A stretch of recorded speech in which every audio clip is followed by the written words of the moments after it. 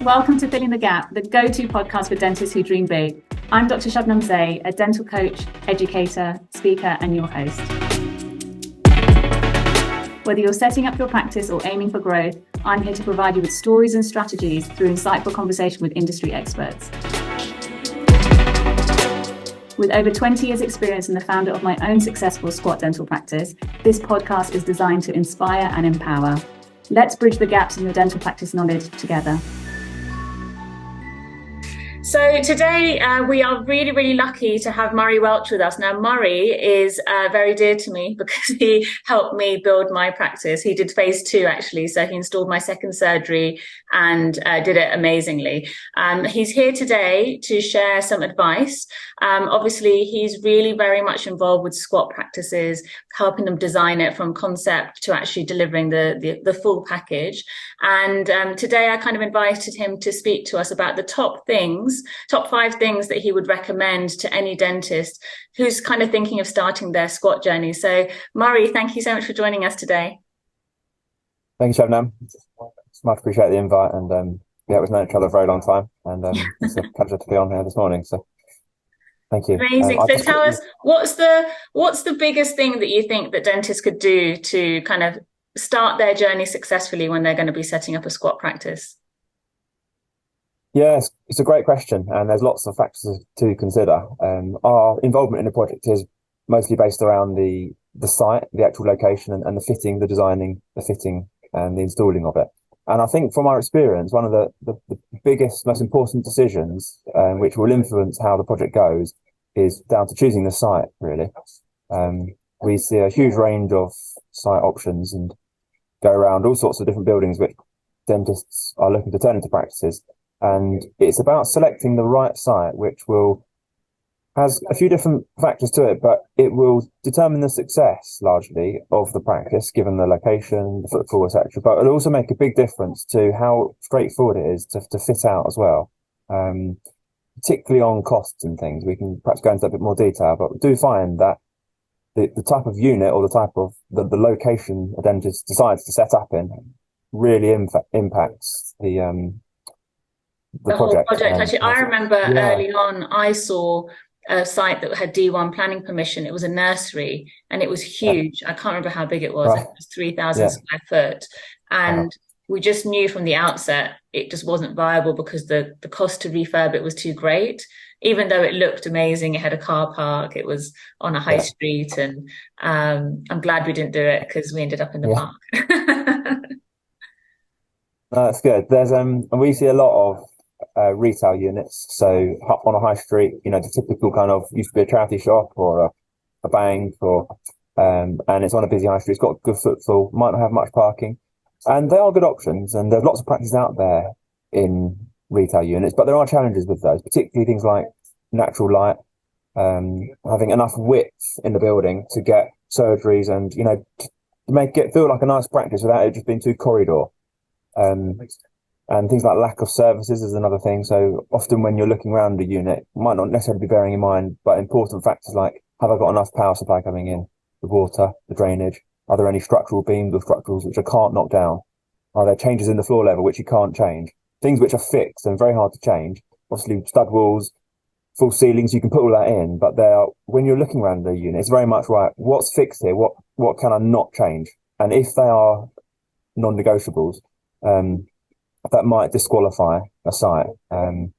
Probably, if I could list out kind of the top things I would just be mindful of when viewing a unit, probably be split levels. Now, having it on the first floor or in a basement necessarily isn't a bad thing, but it's where you're splitting it. So you might have a surgery on the ground floor and then you're deeper on the first floor and then another surgery on the third.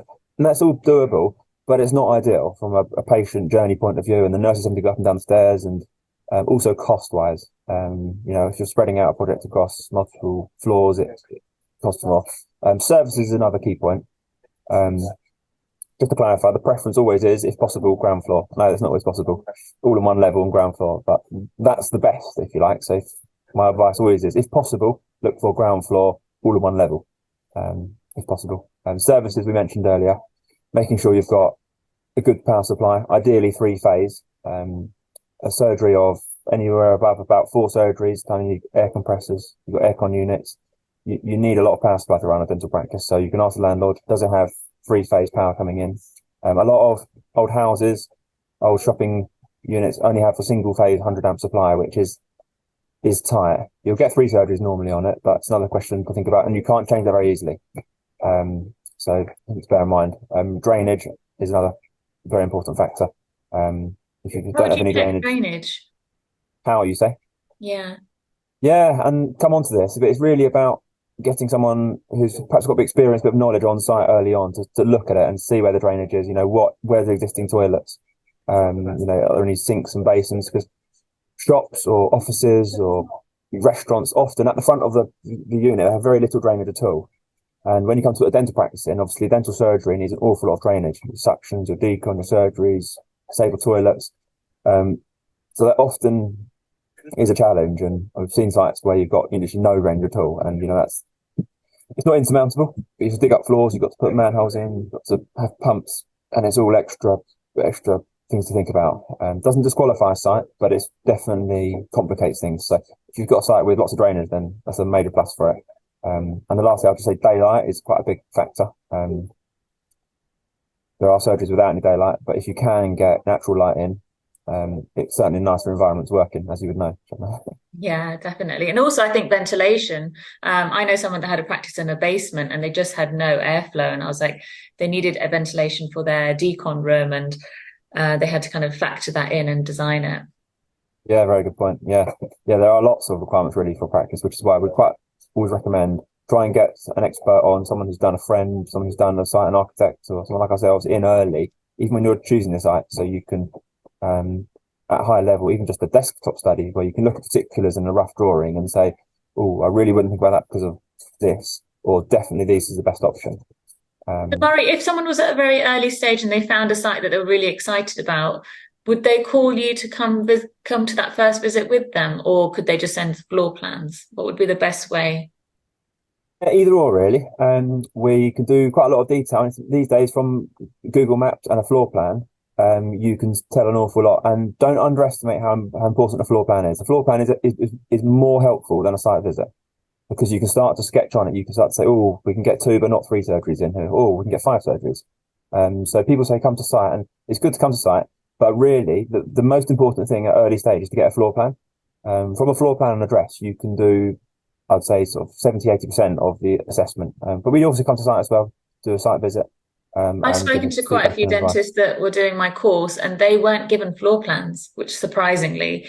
And I told them to take as many photos and videos as possible up to the ceiling and down to the floor, because you need to check what's above you as well. And to take tape measures in and just measure things, because they were just not very Nice. forthcoming with a floor plan. So at Yeah. least that we could at least make decisions going forward. So yeah, insist on a floor plan.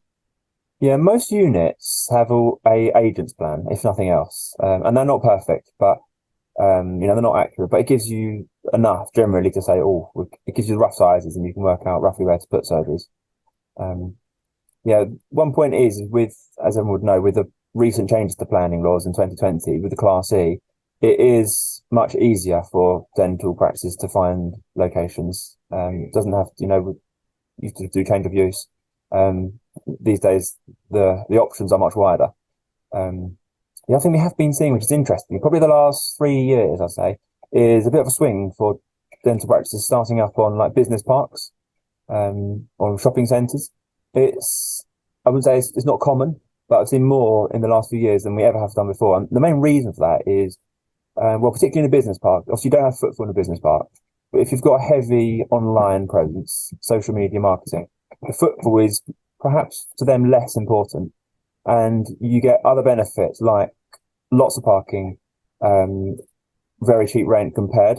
You get, nice ceiling heights, you get lots of natural light, you get a false floor. Generally, if you start on a business park, the fit out costs are quite considerably less, and there's ample parking. So it's not for everyone. It probably depends on your clientele, and if you'll be a specialist practice or a general. But it is worth considering that, because there have been some successful spots which started, on a business park recently. Oh, thanks for sharing that. Amazing. And what's your next tip now? Now I'm learning something as well. I didn't know about the services, the electricity. I just never thought of that, but you did it for me. Yeah, I think probably tip number two would be build something which is scalable, which is, in Shabnam, you've done this very well, where don't go all out straight away. Begin with the end in mind. So really plan out to have, 3, 4 surgeries, but do it in a way which can be scaled. So, start off with just one surgery, have it plumbed and ready for, as many as you want in think about it long term, would you say, Shabnam, sort of 5 years, 7 years, and then kind of work back from there. So that you're not making decisions which are going to cost you in future, so that you can think about, right, I'm just going to fit one surgery, but I've designed all the plumbing in a way that I can add surgery 2, 3, 4 once you've got a patient base, once you've got some return of that from that initial investment, because a lot of the cost of a new site or a new squat is not the majority, but dental equipment is expensive. And if you can spread that out over as the business grows, it really helps cash flow. Yeah, that's exactly what we did. So we've planned a 3 surgery practice, and we've done phase 1, phase 2, phase 3. So phase 1 was the initial squat. And then when you helped us was phase 2. So everything was ready. We were still using that room for other things, for stock, in fact. And I remember you did it in less than 2 weeks. I just called you saying, we're ready. You ordered it because we'd already designed the cabinetry, everything in advance. We knew the flooring, the chair. All I had to do was say yes, and then the rest just happened. And the rest of the practice didn't get affected. So it didn't affect our patient journey. All the patients were served just as normal, just got built in the background. And after Christmas, we had a new surgery.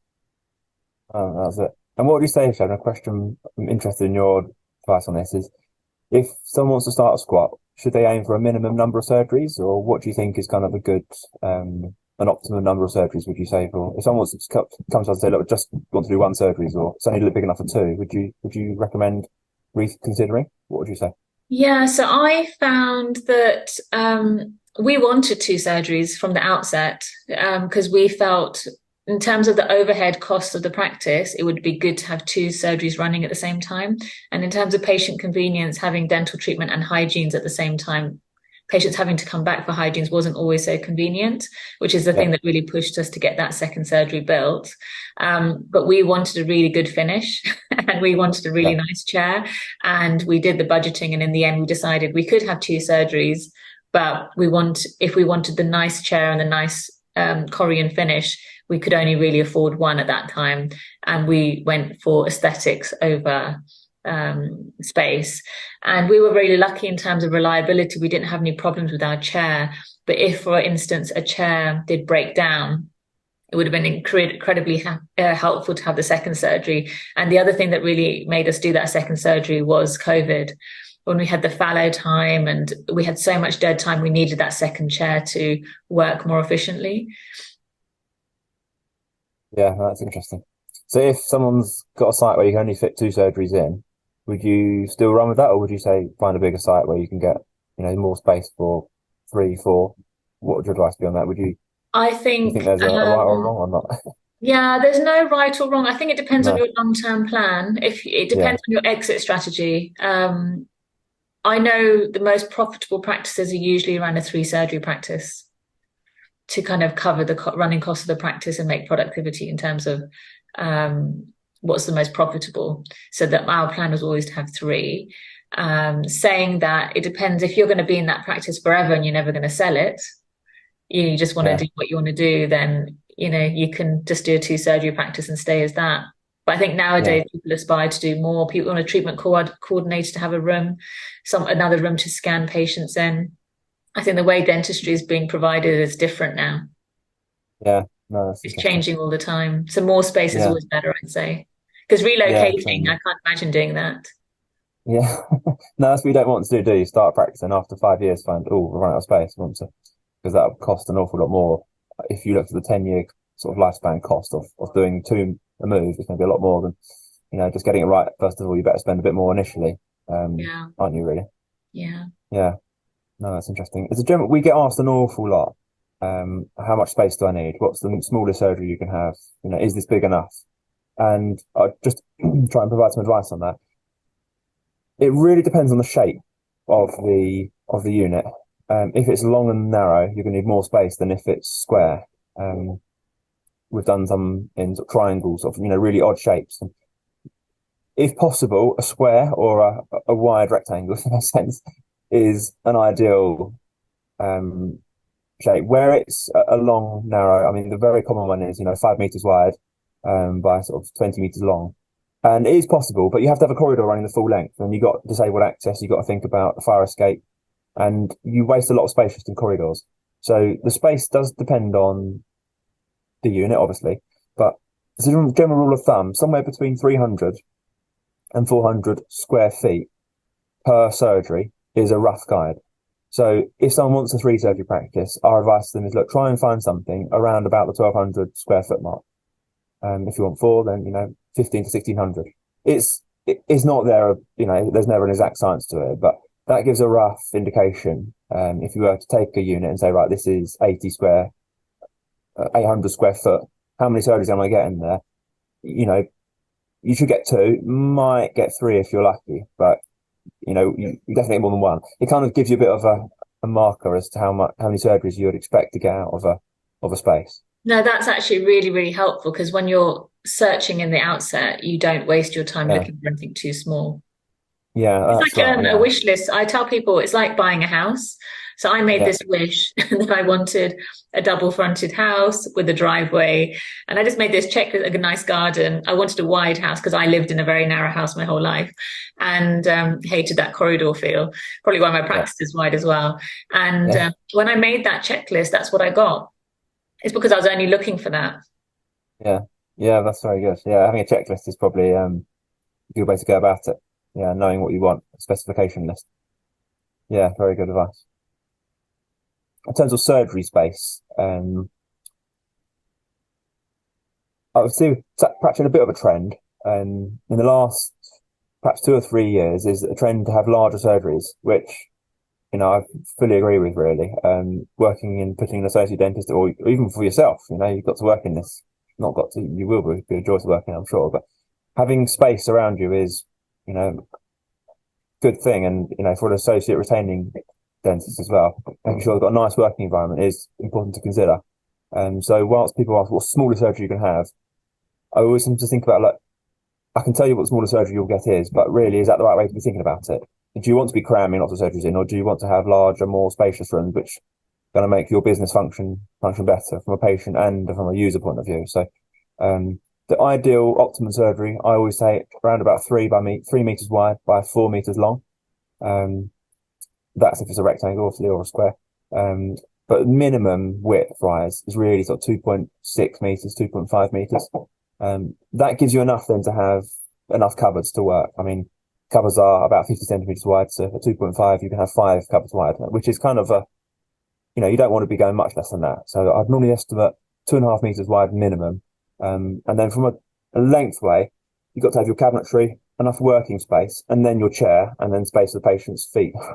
And if you add all that up, you're looking a minimum sort of 3.2 meters. So not that I recommend going for the smallest surgery as possible, but 2.5 by 3.2 is kind of, I wouldn't go any tighter than that unless it's hygiene or TCO. Yeah, we needed the extra space actually in our surgery, because we've got a digital scanner that has to stand somewhere. Like, it can't just be in the way. Very good. Yes. And also we've got an air purifier during COVID, and we've got this beast of this box in our room. But we had enough space, so we got one in both surgeries, and we didn't even have to think twice. So the extra space does come in handy. Certainly does. Yeah, that's good. So point number 3 I put down is trying to get as much planning done before you start on site. And I think it's something we've learned from experience, really, is that a project well planned is a project half done. And there's perhaps a tendency out there to try and just start as soon as possible. As soon as you get the unit, I'm paying rent, I need to start, and just rush into it. And whilst there's merit in that, sometimes if things are not planned, decisions won't be made at the right time, and that can be quite detrimental to schedule and to costs as well. So our advice to a practice for someone starting a squat, or any large project really, is to plan it very carefully. Know exactly what you're going to have before you start work. So right into the detail as well. And it's quite important to get into the detail at the early stage. So try and get a set of drawings. I mean, what we would do for customers is a set of technical drawings where you have all your socket positions. You're going to know where all your deadline is going to be, all your computer positions, exactly where the chair is going to be, where the suction pump, the compressor is going to be. All the finishes are, where the floors are going to be coved, where it's going to be plank. Try and get some visuals. So if you've got a feature wall, have it all designed and planned, because it's 5 minutes to change it on a drawing. And it's, 5 hours to change it when it's actually up. More than that sometimes. So plan it out and know exactly what you're going to have before works commence, and almost just get everything done and agreed, and try and make as many decisions as you can before the work start. Cost variables, particularly when stuff changes. So, I don't actually want that, or you can't decide it. Don't get me wrong, there always are things that change, but to make a change whilst you're on site, it will delay a program, and the likelihood of it being a cost variance, something you hadn't thought about before, or we need to charge extra for it because it's a change, that will add up, and you can avoid it if you plan it out carefully and get someone to really, like a fine-tooth comb, go over every room where your lights are going to be, where your switches are. So there's several different layers of drawings that you want to see. You want to see a ceiling plan, you want to see a flooring drawing, you want to see an electrical drawing, you want to see a services drawing, like where your plumbing is going to be, and things like lead lining as well, and what your walls will be made of. It's all important things to get into the detail before work commences. Yeah, it's a bit like dentistry, isn't it? We have our treatment plans. If you don't plan it well from the start, you could waste a lot of time and not end up with the result you want. So I think as us dentists, we can totally relate to that analogy. One thing I was going to say with the planning, I've been getting everyone on my course. I actually give them checklists to go and see what chairs they like, what cabinetry they like, how high they want their cabinetry to be, all these little things I didn't know. I remember going to Belmont and Eugene asking me, how much space do you want from the headrest to the cabinetry? It's a question no one had ever asked me before. I didn't know how much space I needed, actually. I always just did what I worked wherever I needed to. And actually, when you're setting up a squat, you have a choice to make it really great. It's such an amazing opportunity to get it right. So why not have a little bit of input to get it exactly how you want it? I know in my cupboard, I've got a cupboard on my right-hand side where my camera battery is always charging, because I always take pictures. And for me, the battery running out, I remember I worked in Wimpole Street and we used to have it plugged on the side and it would be on the patient's view. I didn't like it. It looked messy, and I just designed it in my cupboard. And it's a little thing that only I know. But those little things, you can actually plan them and get them done from the outset. So planning is amazing. In terms of equipment, how are the timelines now? Because I know someone that was setting up a squat, and she had to delay her CQC inspection because the chair hadn't got delivered. But I think that's because they just kind of started with it and then realized later that should have been ordered quite early on. Yeah, no, absolutely. There are long lead time items in any project, really. It comes down to planning, so that one of the first things you're doing is, right, what's the longest lead time? And then working back from there, what do we need to place orders for? I mean, post-COVID, equipment was on a very long lead time, sometimes 12 months at one point, from some sort of popular brands. That has come down now generally, where we are right here and now. But there are still things on longer lead times, like cabinetry, some materials, even some flooring. So it's about knowing what you want and then kind of working back, really. Things like CQC inspection are still, was it 14 weeks for CQC inspection, isn't it? Yeah. Yeah, and I had someone just last week get in touch with me and say, right, just done a squat for them actually in Wimbledon, and ready to open. And I got in touch with CQC and I said I can't open for another 4 months. And you feel sorry for them, really. That really think ahead if you can, and book in the CQC inspection, get it booked in prior to. Hello, Shabnam. Hi. How are you? Oh, hi, Phil. Try and get it booked in prior to works commencing. Amazing. Everyone, that was Phil. So Phil is the one who first came to see our practice. And one thing I always remember about Phil is that when he came, he said, no, don't talk to me. And we're like, okay. He said, I only get my first impression the first time of a building. So let me just take it in. And he just took his moment and he walked into the practice. And I could just see him looking around, and he had all these things going in his head. And me and Nikita were just behind him, watching him, wondering what he was thinking. And it's all the little things that he suggested that actually made us pick you guys, because I remember he drove us around London. We saw lots of other practices that you'd done work in. We really liked the finish. We spoke to all the principals. They all spoke very highly of you as well. But it was the little things he said to me, like above our surgery window, he said to put a window there, which we hadn't planned originally. It was just solid. And that window, even now, every time I see it, I think of him. And even our cabinetry, we were going to do it at 2 levels for the computer to drop down. And when he came, he's like, I'm not sure that's such a good idea. And he really made the focus point of the waiting room to be our window, which is overlooking the park and the pond. He really understood what we wanted, how we wanted it to feel. And I really enjoyed our time with him. That's it. I think another point to sort of consider is probably from a, and I'd be interested to get your input in this as well, Shabnam, is when you're starting a squat, it's an awful lot of time needed, isn't it? And some have got the appetite to, project manage it all and try and arrange everything themselves. And others, are busy working mums, parents, have a job as an associate.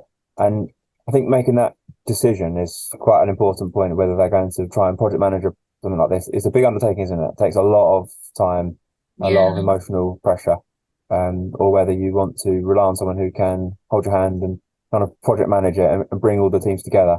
And it is worth thinking that, some customers will project manage it themselves and they'll arrange, electrician, the plumber, the floorer, the decorator, the chair people, the engineers, the architect.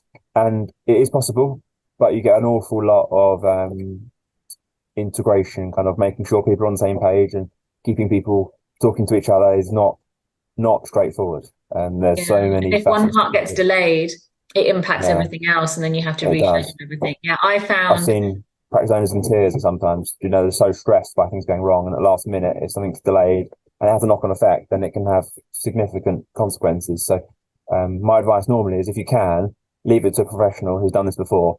Because project managing it, you might feel like you've done a house extension and you know how a building project goes, but really it's not.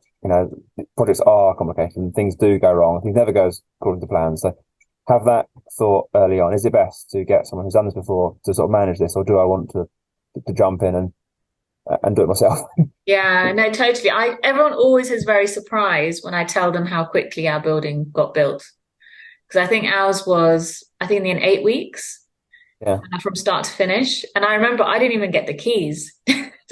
We signed the lease and you guys picked the keys up and started breaking walls immediately. Like, we did not waste a minute. Everything had been pre-ordered, so you just got in there and started. And I think the only thing that delayed us slightly was the crittle, because we wanted this partition wall, and the one we had initially installed was too thin, and then we had to upgrade it. And that's what took, I think 80% of it probably was done in the first 6 weeks. And everyone's like, wow, how did that happen? And I was like, you just choreographed it so well. And I remember the timeline. I had this poster on the front of the building and it said who was coming, which supplier was coming when. And it was like, once this is finished, they do their bit. And the electrician, I knew when the electrician was coming in. I knew when the flooring was coming in. So even it was very easy for me to see what was happening when. And then throughout the project, you just kept in touch with us. And then if we had to make decisions, we made decisions quickly. We didn't say, oh, let's think about that, or I need to check this. We just made decisions very quick. I remember as soon as you asked us, within an hour, we would give you an answer, because we knew every minute we delayed, it was delaying the whole project. And it's hard for you to move forward. Like some things, I guess, like door handles and things, you might be able to spend a bit more time on, but the critical things, we realized very early on not to delay you.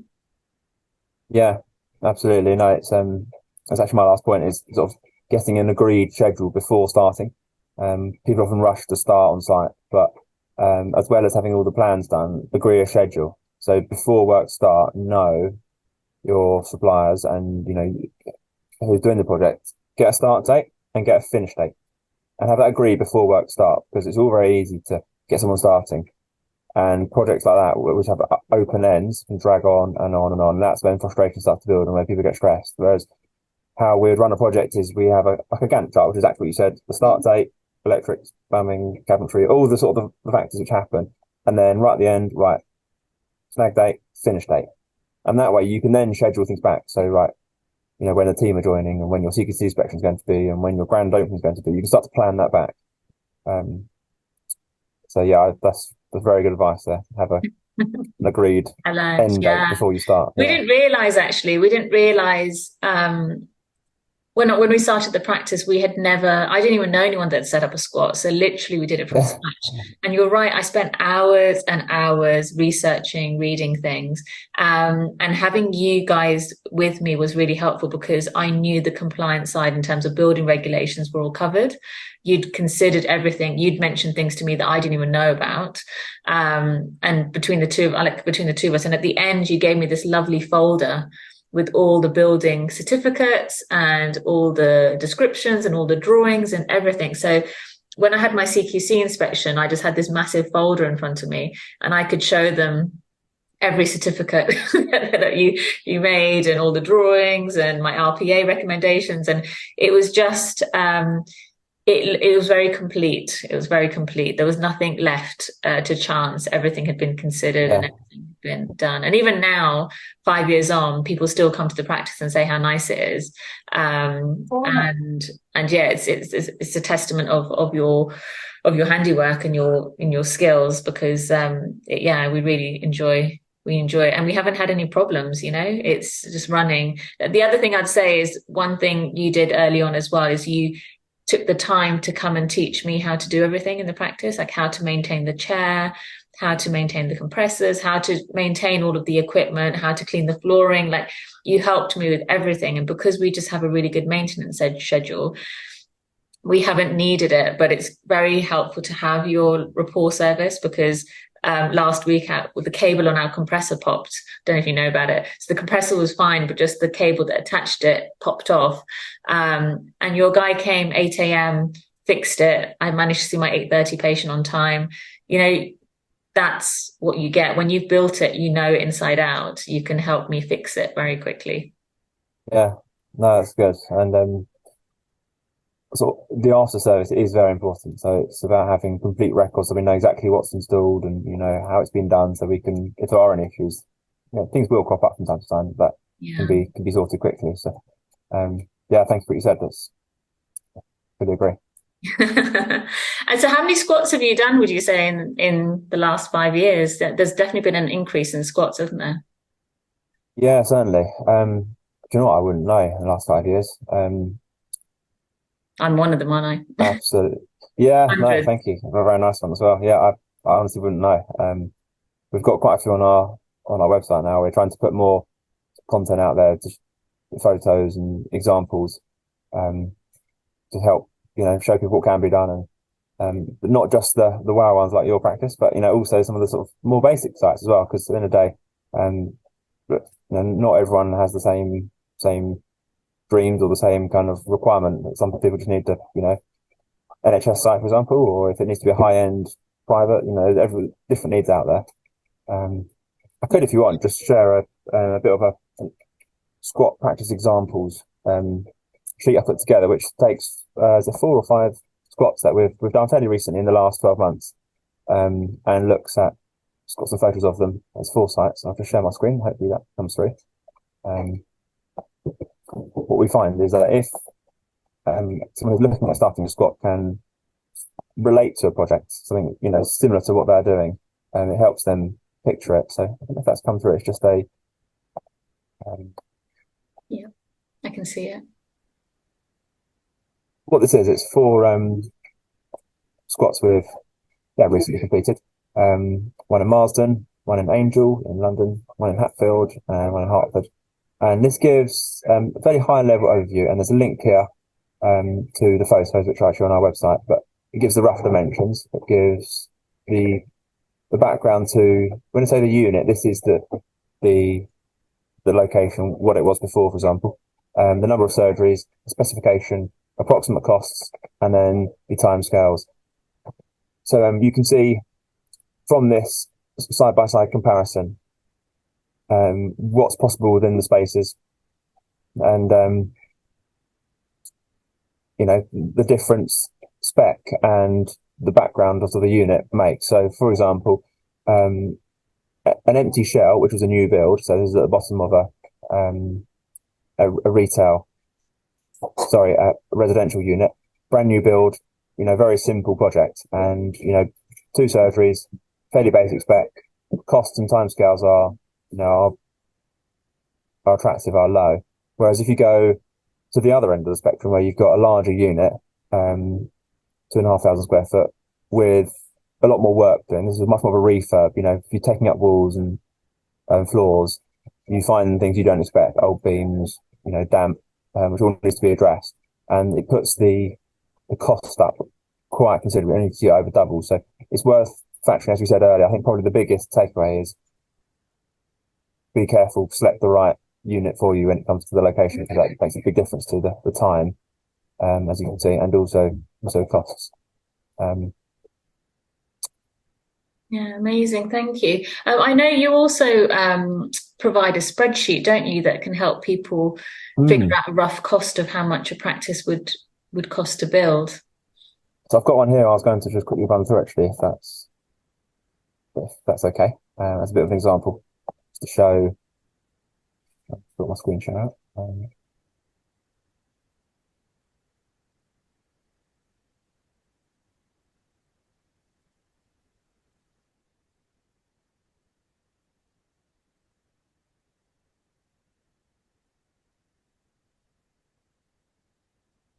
Would it be possible for you to give me a copy of that spreadsheet and then I can share it with my delegates?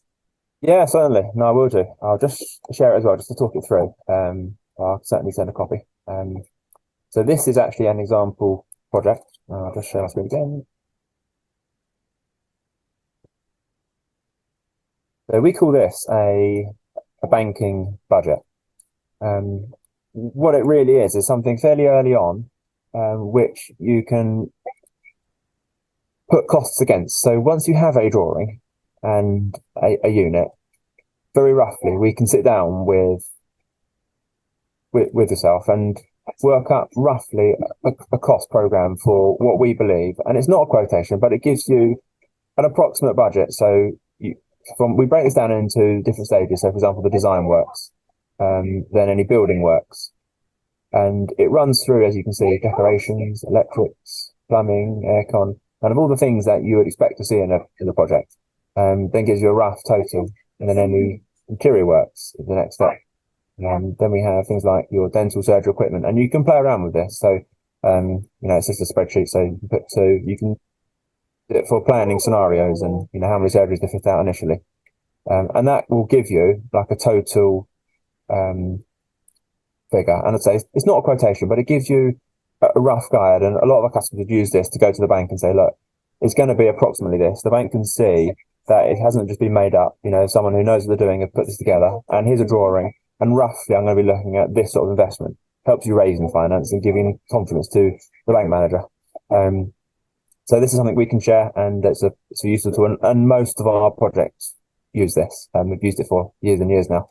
It's a good tool to help estimate project costs fairly early stages. So.